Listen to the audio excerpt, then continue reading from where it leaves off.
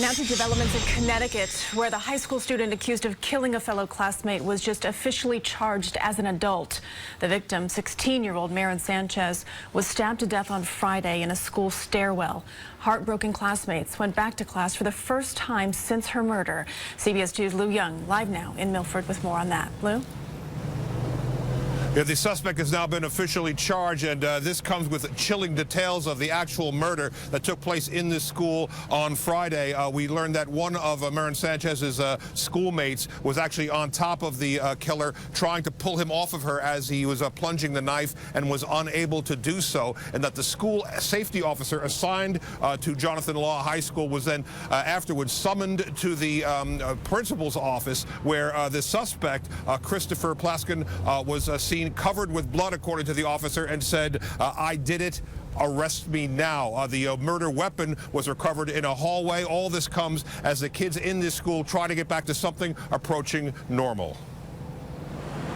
Even as they return to familiar ground that will never be the same again, the students at Jonathan Law High School continued to grieve over Friday's murder, as one of their own classmates is now officially charged with the brutal crime. My mouth was on the ground.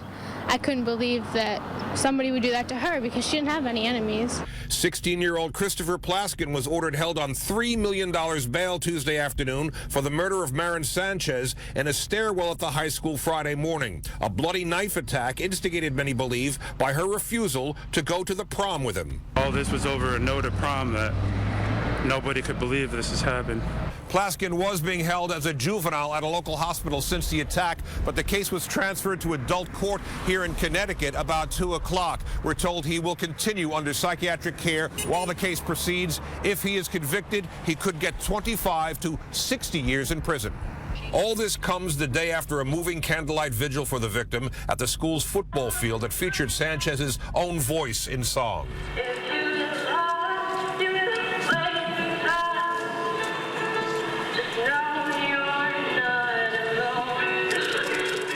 I want to try to live my life to honor her, and just, she would want everyone to be happy, so I try my hardest. No one answered at the suspect's home when we stopped by. Plaskin lives with his family in a luxury condo on Long Island Sound. A family spokesman issued a statement that reads in part, "Words can only fall short in conveying the depth and breadth of the raw sadness we are left with by this unimaginable tragedy. Our hearts are forever broken as we, like you, struggle to understand.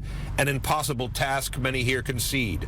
The wake for Marin Sanchez is set for Thursday. Funeral plans are not being disclosed." Looking live now at the memorial outside Jonathan Law.